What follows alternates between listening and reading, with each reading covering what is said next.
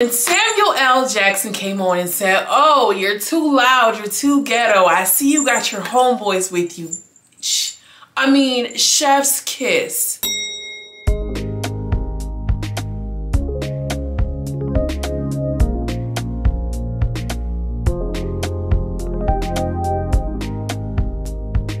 Loves, it's your Raymond Lady Girl from around the way, where we have culture, conversation, and community. And in today's video, I'm coming to y'all with some commentary about Kendrick Lamar's Super Bowl halftime performance. Y'all, I am sorry, I'm so a little sick.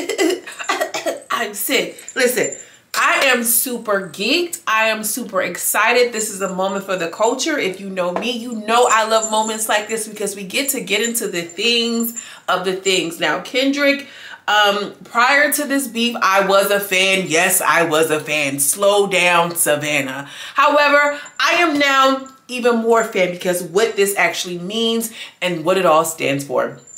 This is not a video to outline the beef. This is not even a video describing the Easter eggs that was a part of the performance, because there are going to be some hip hop scholars who do that. I'm not that, unfortunately. But if you want to get into the commentary, if you want to get into my thoughts, stick around, hit the like button, okay? Make sure you like this video so we can kind of, you know, pop out and show this, right? So I think we were all kind of like gagged a little when he kept doing like this American theme, this American flag and everything like this.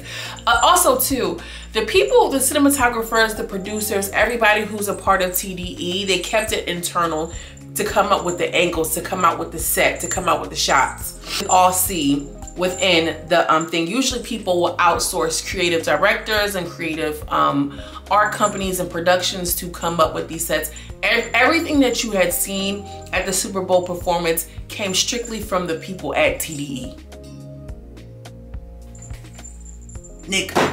Okay, so we see Samuel L. Jackson. He was playing Uncle Sam, okay? He was a figurative Uncle Sam. He had the whole America get up and this, that, and the third. But to me, it was really kind of giving Sambo.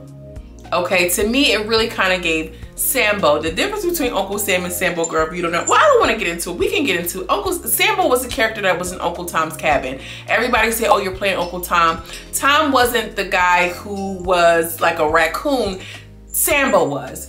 And so if you're familiar with the Amazon Prime show Them, with that beautiful black lady, there was a protagonist, evil character. He was a Sambo. He was like the guy who was playing, yeah, come on, this, that, and the third. He played it in that way, and he kind of like was interwoven into Kendrick's show as like this commentator of, you know, oh, you know the American way. You want to be the American star. Tighten up, nigga. Like, he was able to do a protest right in the middle of everybody's noses. And if you don't understand, oh my gosh, like, am I one of those girls? I'm one of those girls. I really am. Goodness gracious. What is it? Neurodivergent, neurospicy? Girl, TikTok is out here diagnosing everybody. But we see Samuel L. Jackson's character, the Uncle Sam, you know, Sambo really, who was interwoven into the performance. And he goes off to say, "Oh, I see you got your homeboys with you." There was this one shot that you could see him dressed in the American, everybody had on red, white, and blue. And it was a whole bunch of black men behind Kendrick, who was in the center. Now, what's important about this is because there is a disconnect between white America and black America and what our identity is in this country, as we are Americans, but we don't fully, we're not really patriotic, most of us. Most black Americans are not patriotic, to be quite honest. Can we be for real here? There's a lot of people who are immigrant descendants who are more patriotic than actual black Americans, because they have a different set of benefits that we don't. DEI, affirmative action, is one of those things, okay, girl? Don't argue with me, argue with one of the people who come up with the research. But to have this image of him centered around a whole bunch of black men who really does make up America, hate it or love it, okay? And not only, so I was a little bit concerned because I'm like, we just seen him at the Super Bowl with Dr. Dre, and there was this huge moment.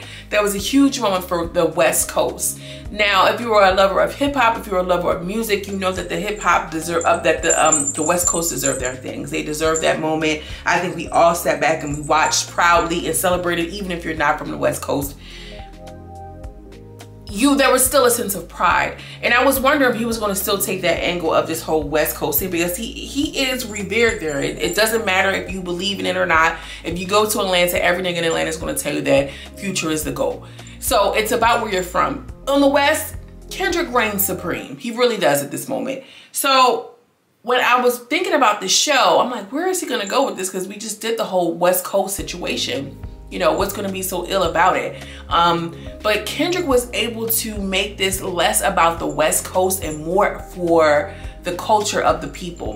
The fact that he had put a concrete or alleged, concrete slab in the middle of the field. Every black person in America that grew up in or around an inner city understood that you have access to a basketball court. I see a basketball court a little bit with the street lights, or even with the people outside hanging on the street lights. That's a staple in the black community. Even if we didn't grow up in the era, we understood, we know when the street lights come on, it's time for you to come in the house. This is something that is a marker and is specific to black culture. We can all see a whole bunch of this outside on a concrete slab in the summertime, either whether they playing football, basketball, or something. You have that. And if you grew up in the city, whether you're from the South, East, West, North, or South, he was able to make a moment specific to inner city black people. Because people from the South, they set up a little bit different. It's not a whole bunch of concrete jungle is not there. You know what I'm saying? It just feels a little different. And he was able to have this really, really black moment, and do it in a way that was the revolution will be televised. Y'all picked the right at the wrong time. Like, that is just, oh my goodness. Like, all of it is just so good. I think that I need time to kind of sit with and process. This is my initial reaction. But the fact that you have so many eyes on this, the fact that he was able to sing the song, and say Drake, you know what I mean? Literally say Drake, looking right at the camera. I mean, like, this is for any kid, anybody who's ever looked overlooked, who come in and you have all of the things, you have all of the talent and the right thing to make you pop, but you just didn't have the machine behind you. You weren't digestible enough. You weren't palatable to white people enough. And so they choose someone else like you that mimics your culture. This is no different than we see a lot of, white women when it was a big moment of blackfish and all the white girls were tan and making their skin darker, making their lips bigger, plumping up their butts. But we had dark skin, big lips, and big butts for years. And we were constantly picked over. This is why it hits and it registers for people completely different, because everybody at some point felt that they were overlooked and then jacked. Essentially, this is a nod to Black America, Black Americans who really understood and get it. This was a form of protest in a way that was, I don't think that it's been quite done before. I don't know that it's been quite done before. This Samuel L. Jackson, and the fact that he's played this Django character, he's definitely played the Sambo character before. His role in Django was a Sambo character, or Sambo archetype, I should say. So the Sambo archetype is a racist stereotype that originated in the US, obviously, during slavery, that was later perpetuated through literature, minstrel shows, and films. It portrays black men as docile, lazy, happy-go-lucky, and naturally subservient to white authority. The caricature was used to justify the oppression of black people by depicting them as content with their status and uninterested in resistance or self-determination. So we'll see a whole bunch of this, like, childlike, simple-minded individuals who just want to go along with the institution, essentially. And this is what I feel like Samuel L. Jackson was playing. I mean, there was just so much. There was just so much here. SZA, I mean, nice gowns, beautiful gowns. I'm glad that she was there. I think SZA, for me, I love SZA so much and for a long time, like for a long. I have a side personal story about SZA that I'll share maybe at a later point, before she popped at all. And you know, I love SZA, but all the line, I just don't see it for sister no more. I just don't. And I know Scorpio, she's a Scorpio queen, but I just can't see it for her right now. But she looked amazing. I think representations matters. I mean, we see Doechii getting her things. SZA deserves her things. To be quite honest with you, I still haven't sat with SOS, but she's Grammy. She's a writer of our generation. Truly, she is. But I want to know what you think. I don't want to hear anything about the performance was boring. This is not for an intellectually lazy person. You know, he says he makes music that electrifies him, while Drake makes music that pacifies him. This was not a moment for that. This is a bigger moment, and I'm glad that we're here. I want to know what you think. Drop that in the comments. As always, I'm sending you much love and much light, and I will see you in the next video. Peace.